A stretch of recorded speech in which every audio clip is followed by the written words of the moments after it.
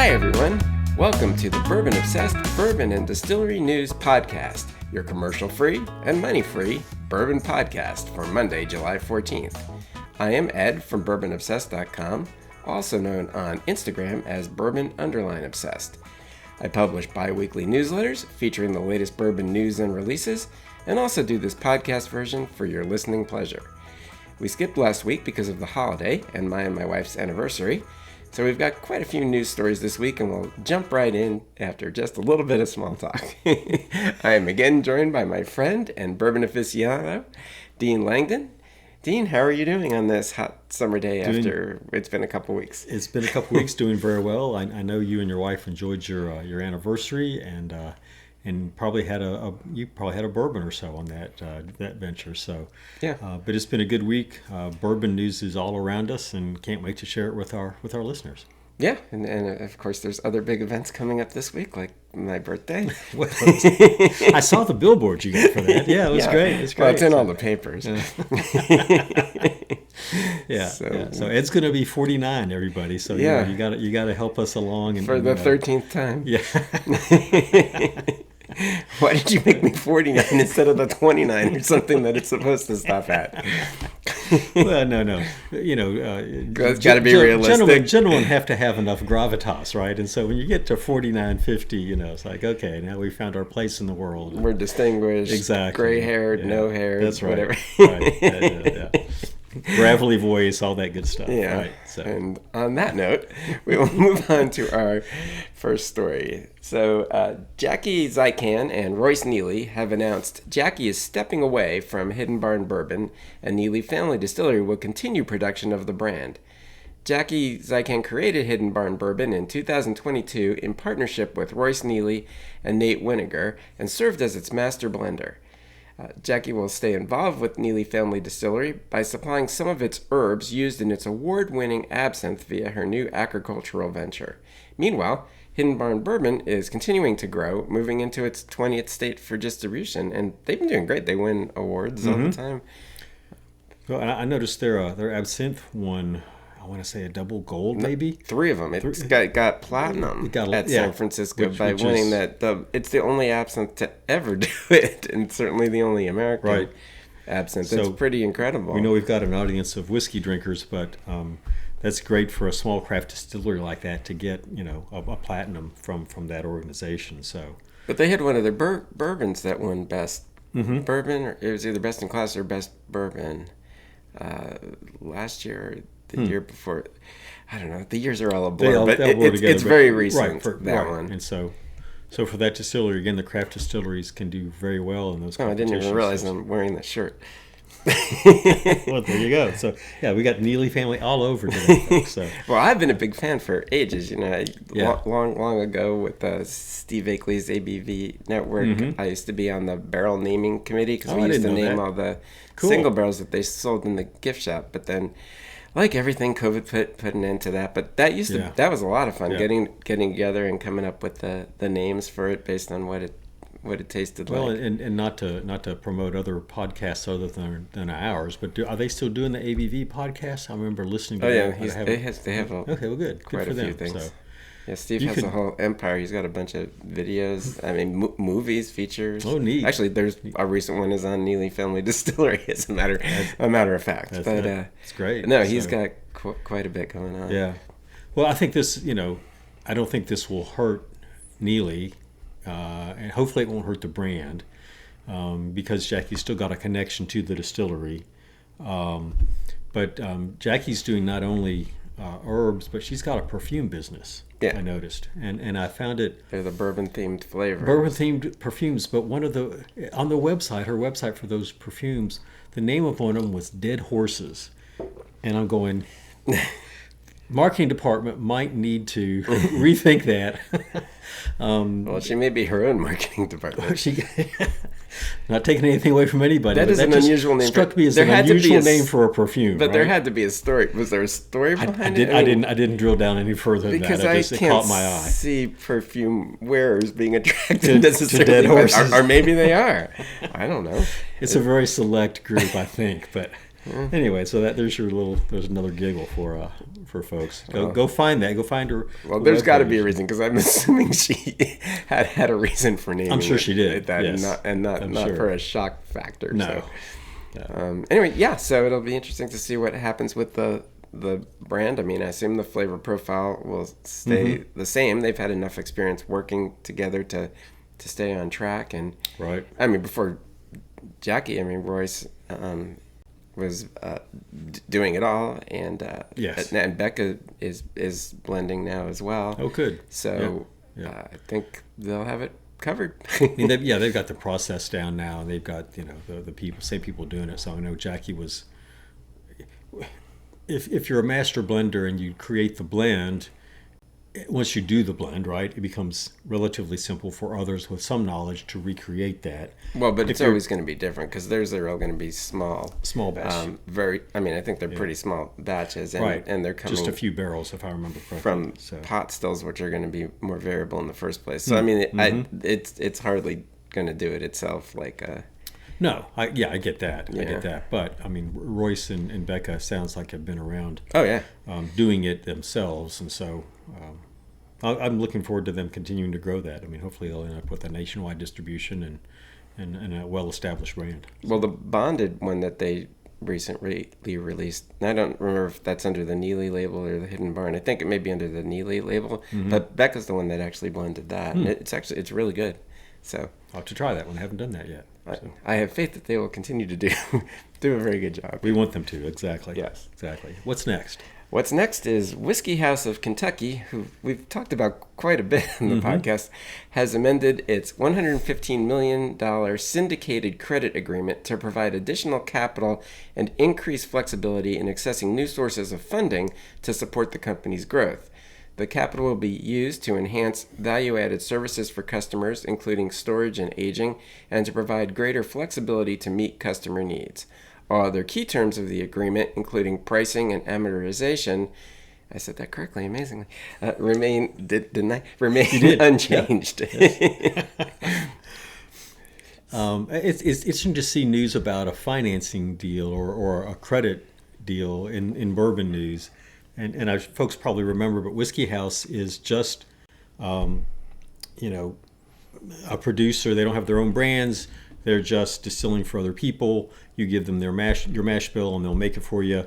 I think I saw on their website they did like 11 different mash bills over the course of 2 weeks, which is pretty impressive considering what you have to, the changes you have to make for a different mash bill and all of that. So we could look back, but in one of the other press releases, it says how many barrels they made their first year and how many different mash bills. 97,000 barrels, and a lot of mash bills. They're very high tech, and they're that's what they're set up for. So I found it interesting that this is a big enough loan so that banks get together to make it. It's not just one bank that loaned them this $115 million, but the one bank sort of spearheads it, and that's Truist Bank, which is the same bank that loaned money to Garrett County Distillery. Yes. I recognize that as well. So they're going, okay, well, here they got burned on this one. And I'm pretty sure, isn't Luca Mariano in that one too? I think they are. Yeah, I think they are, but I'm not sure about that either. Truist has been involved in many of these distilleries. They have.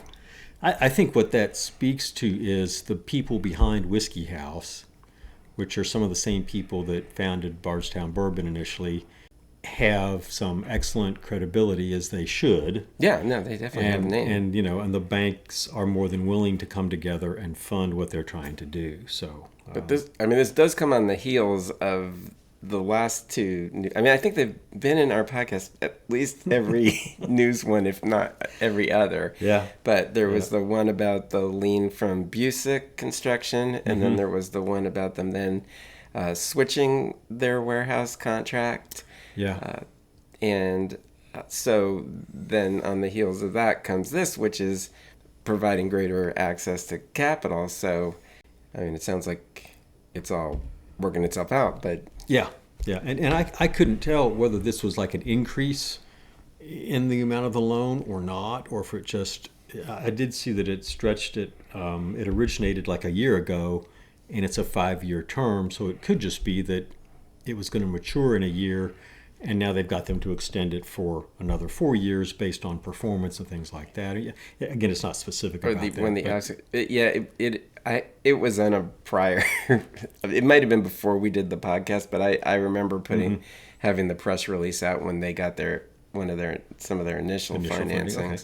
Or maybe that was the one that provides credit to people that want to contract distill with them, because there was the stories about that. I mean, I'm doing a lot of financial discussion in this, because it's the majority of the news, really. I mean, a week doesn't go by that there's not something that's involving finance in one way or another. No. One of the things I thought was interesting about this before we move on was one of the lending banks is a company or a bank called CoBank, which is connected to, I believe I'm correct here, the United States Department of Agriculture, and just makes agricultural loans. And so I think that's an interesting twist in that you've got what is, in my mind, an agricultural lender participating in this loan to Whiskey House, and it's partially an agricultural process, right? They're using grains and supporting farmers. I mean, it's considered an agricultural product, which is why it's under the College of Agriculture at UK, the Beam Institute. So, yeah. Yeah, glad you brought that up. No, that's an interesting point. That's an interesting point. So for all the finance geeks who watch this, all one of you, Well, moving on. So our next story is a positive note for the alcohol consumption world. So despite recent narratives suggesting that Gen Z is abandoning alcohol, new research from the IWSR, and I looked up what that stands for, and it used to stand for something, now it just goes by IWSR, so that's their name, shows that legal drinking age Gen Z consumers, generally those born between 1997 and 2012, are increasingly engaging with alcohol again. According to IWSR's BevTrack survey, the percentage of Gen Z consumers who reported drinking alcohol in the past 6 months rose globally from 66% in April 2023 to 73% in March 2025. In the U.S., participation climbed from 46% to 70%, with similar gains in the U.K., although we were really low, at 66% to 76% there, India 60% to 70%, and Australia leading the way with 61% to 83%. The cohort also shows greater interest in exploring different drink categories, particularly spirits, and is more likely than older generations to return to consumption in bars and restaurants. While the broader alcohol market faces pressure from economic constraints and increased moderation, Gen Z's renewed involvement may signal shifting trends. So this is not surprising, because we've talked about it. Everybody's talked about how these trends go, and they were never really that off base. It's just the sky is falling thing. Yeah. Well, and I mean, consumption is down in a couple of big markets, the United States and China, and that's more for economic reasons, I think, than anything else. But, Gen Z is the generation that's starting to get into higher wage earning years and have more disposable income. And quite naturally, that's when you start, if you're into spirits or just alcohol, you're going to start experimenting more because you've got a little bit more free money to spend. I mean, I think that's what this is, but it's still encouraging if you're a spirits producer. Well, and they're really just getting into it, because half of them still can't drink. I mean, 1997 to 2012 is what they're... Well, 97, you'd be 28 now. 2012... So. Well, that's true, yeah. So that's the thing. I mean, if you're going to count on them for consumption, you got to let the rest of them grow up. Right. But, even the ones born in 97 are not at their peak earning years, but they're definitely starting to get out into the workforce. So, yeah, I mean, and COVID, while it had certain generations drinking much more, it had other generations drinking much less. Right. And, people, the Vine pair on their podcast, they were talking about it, and they raise a good point, how it just sort of delayed them. So, when you first start drinking, it's not like you plunge right into drinking whiskey. You're going to drink all the sweeter, lighter things. You're going to drink, nowadays the seltzers and, ciders people still drink beer and, things like that before you get into that spirits category. So, I mean, they're just, just take like 4 years out of it and put them where they, it set them back. Yeah. So, and it's interesting that I think everything's just doing what it would do. And they're not, unlike COVID, they're not drinking at home. They're what I think the article called it on trade sales, but they're going out to bars and restaurants to do their drinking. Apparently more than we are. Oh yeah. Well, I mean. Well, that's true though. I mean, I think that's an age thing too. But yeah, I mean, I went out 7 nights a week back in the day. Now, hats off to Ed, because I was only going out 4 nights a week, folks. I'm going to say that I was responsible out of this duo. No, I'm not up past 7 nights a week. But that's encouraging news again for our whiskey producers, our bourbon makers here in Kentucky. Yeah. Get to those markets, because it's India and Australia and places like that are your growing markets. So. Well, and that was another point raised by, it was either on their podcast or was in one of the other articles, how the other thing is marketing hasn't changed. Like marketing for whiskey and things like that is still for people that are older generations than this. Right. So if you want these younger people to consume your products, you have to change your way of thinking for the targeting of the advertising. Right. Well, we saw that maybe a month ago.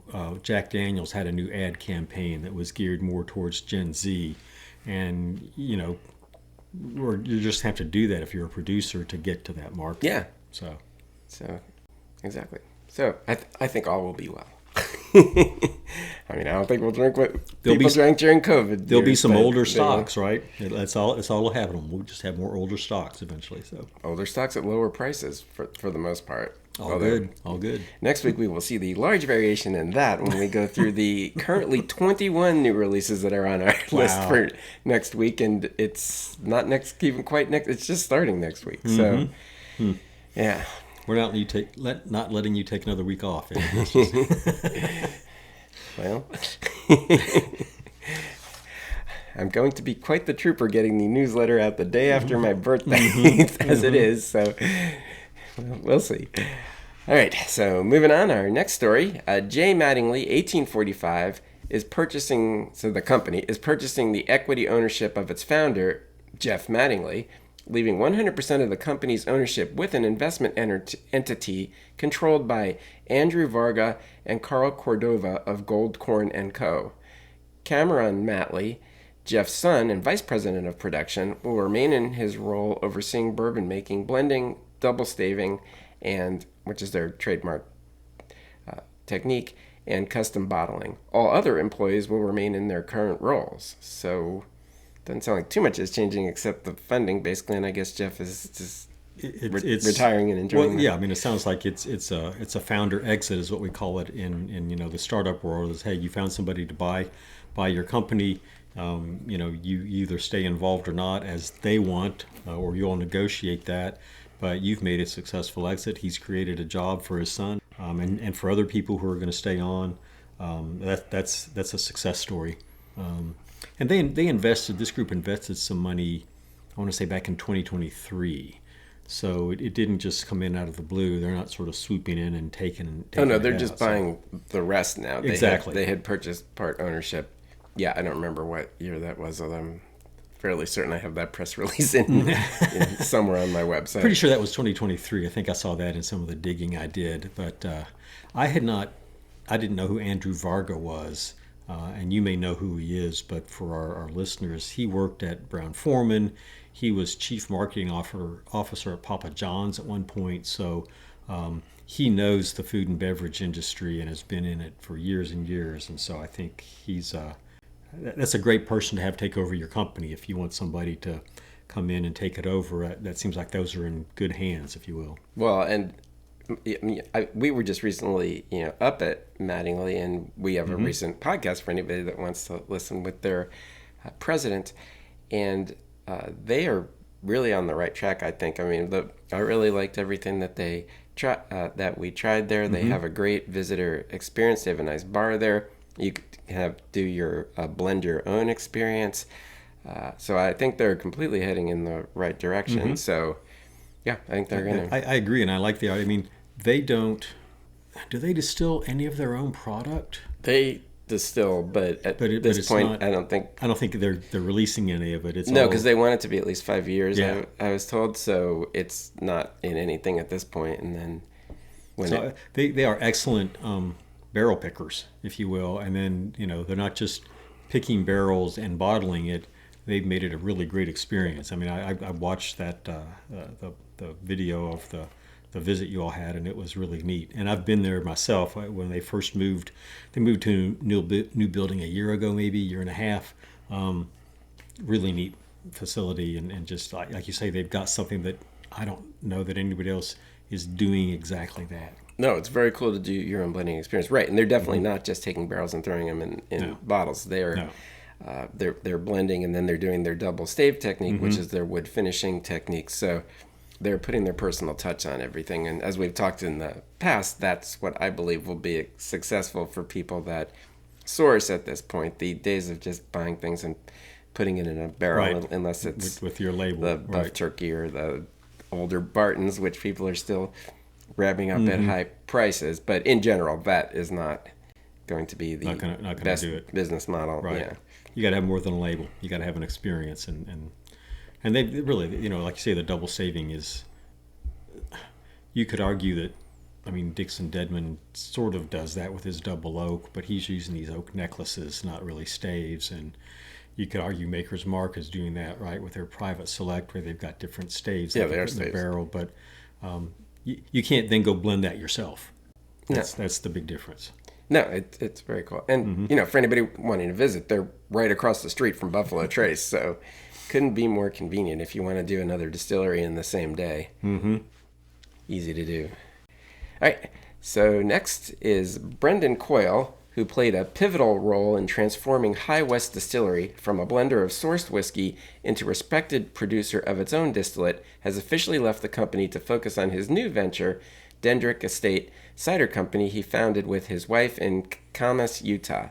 At High West, Coyle oversaw the transition to in-house distilling, which is still often blended with sourced whiskey for many of their products, the 2015 opening of its Wanship facility, and the launch of High West's first fully self-distilled whiskey, High Country American Single Malt. Now stepping away to concentrate fully on Dendrick, which will release its first cider, in July, so I guess now. Coyle leaves High West in the hands of Director of Distilling Isaac Winter and Director of Sensory and New Product Development Tara Lindley. And I guess it doesn't actually say in here, but he's a master distiller there now. So it's a big shift. Yeah. I mean, that's he got that, I mean, really helped make them into what they are, right? The whole starting your own distillation. I'm sure he had a role in, working their own distillate into other people's products. And so it'll be, I mean, it's an interesting sort of moving outside the whiskey world, if you will, into more, fermented products rather than distilled products.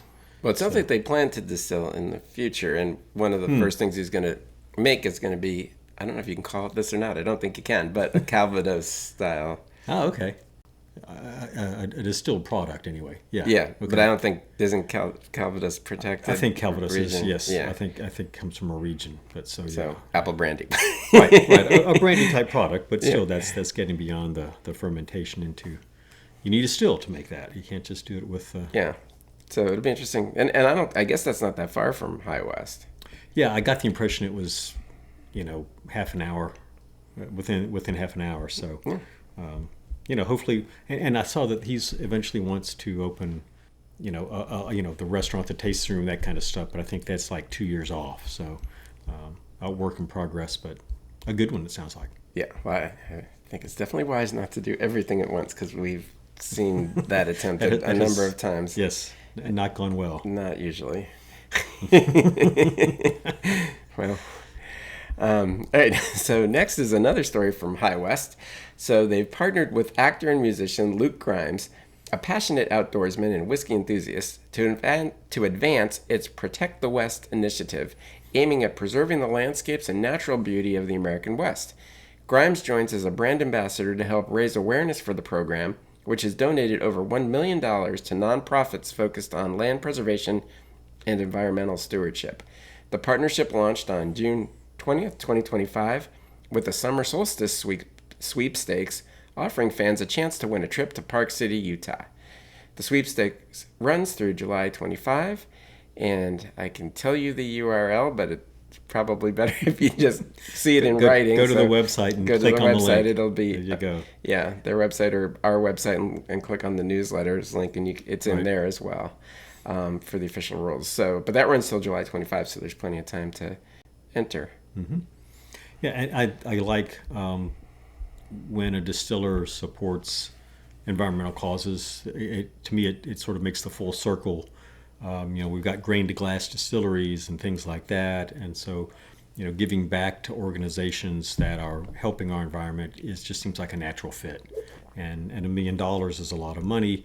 They've already donated that much, in the past, and so I think what they're trying to do with bringing on Luke Grimes as a spokesperson is make that even bigger, right?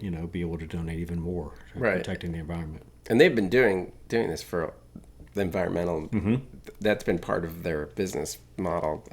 Almost from the start.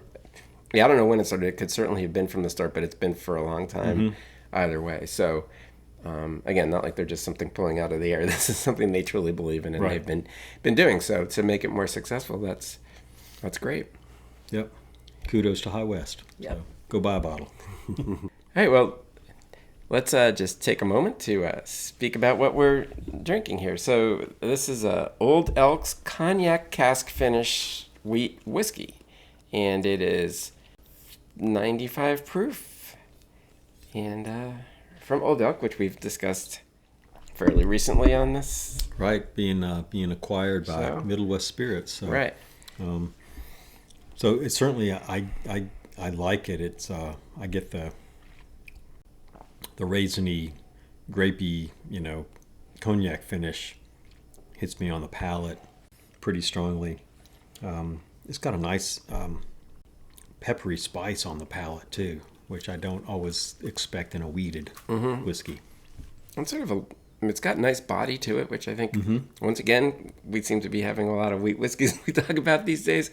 But just, folks, throw out of your mind that everybody tells you that wheat is flavorless, light, and soft, because it can be, probably in small quantities, but when you start having significant amounts of it, it brings plenty of flavor, plenty of body, and can bring plenty of spice. And so this is another one. I mean, it's got very nice flavors, and I think it's very nicely complemented by the cognac. Cognac, yeah. I agree. It's like, it does bring a sweetness, a fruitiness, but that just gets accentuated by that cognac. And right, because the wheat does often get that fruitiness to it. It definitely brings that. So, yeah, I think it goes, it's very good. And I agree with you, for 95 proof, the viscosity, the mouth feels really nice. Yeah, it's got quite a bit to it.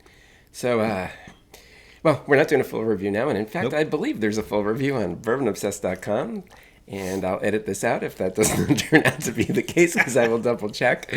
But it was a while ago that I reviewed it, if indeed I did, but I'm pretty sure I did. And when Ed reviewed it earlier, it's still a good pour. It hasn't changed in the bottle, even though it's been there for a while. So good stuff. Yeah. All right, so moving on to our next story. So Heaven Hill Brands has unveiled its refreshed corporate brand and officially opened its new 48,000 square foot corporate office at 815 North Whittington Parkway in Louisville, Kentucky. The ribbon cutting was attended by company leadership, employees, and Mayor Craig Greenberg. The updated identity, centered on the new tagline, Thriving Together, is now live across company channels, including the relaunched heavenhill.com. The new space unites Heaven Hill's Louisville teams under one roof and features over 150 workspaces, a 2-story cafe, flexible gathering areas, a new product development zone, and Max's Place, a tasting bar named for Executive Chairman Max Shapira. Heaven Hill was also named a U.S. Best Managed Company for the second year by Deloitte. Deloitte, yeah, Private, and the Wall Street Journal. cool. There's always going to be something I pronounce wrong. That's a great honor to have that 2 years in a row. That speaks volumes about the company. I looked at, for lack of a better term, just a promo video. It's about a 5-minute video. And they have people from all over the company, everything from finance to operations to marketing, all talking about how, obviously it's the thriving together concept, but how they all rely on each other and work with each other, and how that is fostered and, for lack of a better term, fermented, no pun intended, in their organization. And I think that's really cool. That's sort of the epitome of the bourbon world. Is we're sort of all in this together. We're not trying to outcompete. We're just doing what we do, which is make good whiskey, and Heaven Hill certainly does that.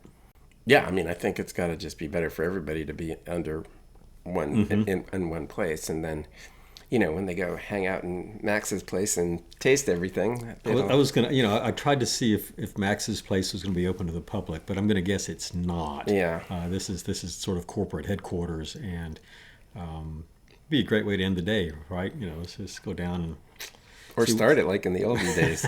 Could do that. Yeah. Give me a raw egg with this. Drink responsibly, folks. Whether you're drinking in the morning, afternoon, or evening, drink responsibly. Yes. That's right, yes. Moving on. So, LifeSciKY, it's all one word, LifeSciKY, a Covington-based nonprofit lab incubator, has teamed up with New Riff Distilling to release a 4-year-old barrel-proof New Riff single-barrel bourbon celebrating Kentucky's scientific legacy.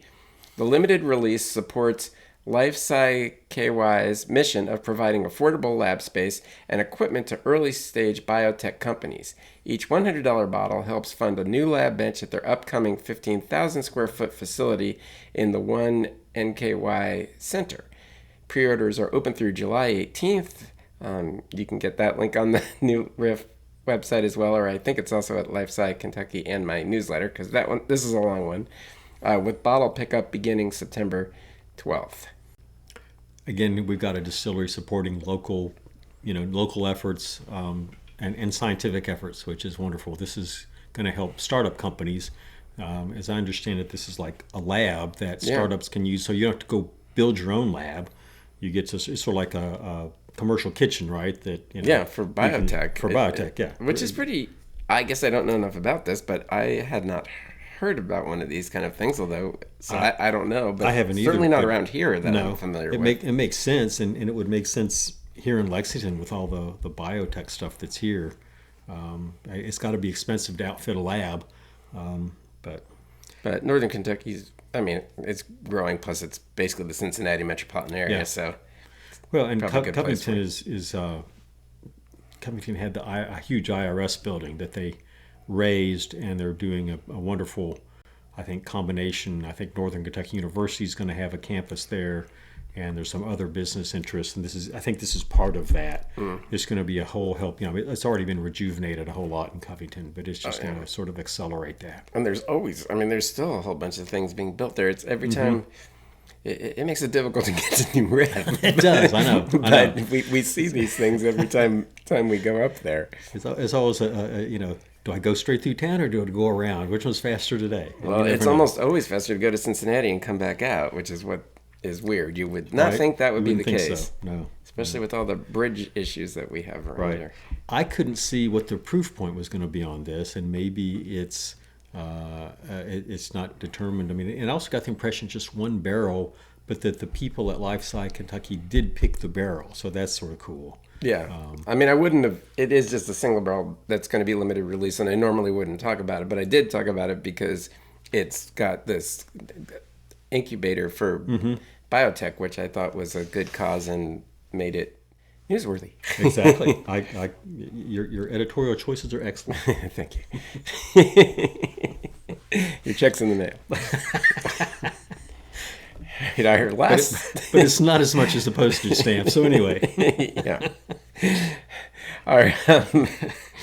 Yeah, those have gone up. They have, right? That's what I'm saying. I'll just give you the stamp. Okay. All right. What else we got? Let's talk about, you want to hear us. I want to hear about bourbon. All right, so this is our last story. So Maker's Mark and the Los Angeles Dodgers Foundation, the LADF, have partnered to release Maker's Mark Champion Selection by Los Angeles Dodgers, a private selection bourbon commemorating the team's 2024 World Series win. The first barrel, which is approximately 275 bottles, has been donated by Maker's Mark to the LADF for charitable auctions and events supporting wildfire relief and recovery in Los Angeles.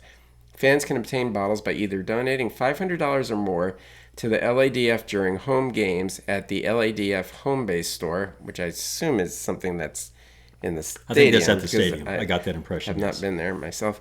While supplies last, or by participating in an online auction at MLB.com from June 25th to July 7th, so that way's not going to work. It's already now. over. So it's going to be the $500, folks. And so that's just the first barrel. So that's going to be for charitable causes. That's what, again, got it into our newsletter here. But for anybody else, well, I mean, I guess it's still news. Anybody else who wants the championship bottles, they're also going to be available at select retailers across greater Los Angeles. And this one's bottled at 112.1 proof and priced at a suggested retail price of $74.99. Nice proof point, nice price point. It's got blue wax instead of red because that's the Dodgers colors. It's Dodger blue. So, and folks in this area may know that one of the people who helped the Dodgers win the World Series last year is a gentleman named Walker Buehler who pitched for them. He went to Henry Clay High School here in Lexington, and he was an all-star, like in 2019 and 2021. He unfortunately had 2 Tommy John surgeries. He was a pitcher. And even more unfortunate, he's not with the Dodgers any longer. He signed a $20 million deal with the Boston Red Sox. So that is unfortunate. My heart goes out to Walker. We should get him a bottle of this. He can buy his own bottle. Yeah, but if he would plug us, Well, true. I'll spend the $75 and get But anyway, so there's a hometown connection, or there used to be between Lexington and the Dodgers, and so I don't think you'll find a bottle of this around here. If you got friends in LA, maybe they can find a bottle for you. Although I assume it'll wind up at online retailers like everything. Sure, does. Yeah. But maybe not for $74.99. Undoubtedly not. Yeah. Alrighty. Well, that about does it for this episode. I hope you've enjoyed this edition of the Bourbon Obsessed Bourbon and Distillery News Podcast, your commercial-free and therefore money-free bourbon podcast. Be sure to join us next Monday for our new Bourbon Releases podcast. And as we've said, that's going to be a big one. We have 21 already, and we'll be adding some on this week, although I'm only taking submissions until Tuesday because it is my birthday weekend. There's a lot planned for later on, so there's that. Also, be sure to like and follow us at your preferred podcast provider so that you don't miss an episode, and don't forget to tell all of your friends, too. You can also head over to bourbonobsessed.com to check out some of our over 350 bourbon reviews and over 50 distillery write-ups. While you are there, you can also sign up to have my newsletters delivered directly to your inbox. Finally, I can also be found on Instagram at bourbon_obsessed and on Facebook at Bourbon Obsessed, and would love for you to follow me there as well. Dean, where can they find you? Folks can find me on Instagram at Dean of Bourbon with underscores, and I went to a tasting this week. You can see pics of what I was able to taste, which were some nice, tasty pours. And if you've listened this long, you're going to have to suffer through one quick shout out, which is next Saturday if you're in the Lexington area. There's something called the Concours d'Elegance out at Keeneland. It benefits UK Children's Hospital. If you're not doing anything Saturday, come out and look at some amazing cars. Some of these cars are worth $1 million. So, and now I'm done. And Thanks, what is Ed. your relationship to that? I am a judge at Concours. I actually get to judge a class of these cars on their condition and their authenticity. People, you would not believe how people treat these cars. They're their babies, and they spend hours and hours and well, probably not quite as well as so people treat their horses. You might be surprised. Do they have their own airline for them? I don't know about an airline, but they trailer them. They don't drive them here. They put them in a trailer and haul them down, and some of them. Anyway, they're beautiful cars. Come out and see it. Yeah, if you're, sounds if great. You're I've never made it out there. It's really, really nice. It'll be a little bit cooler. It'll be just 85. Thanks for taking care of that part. All right, folks. We'll see you next time. Take care. Cheers.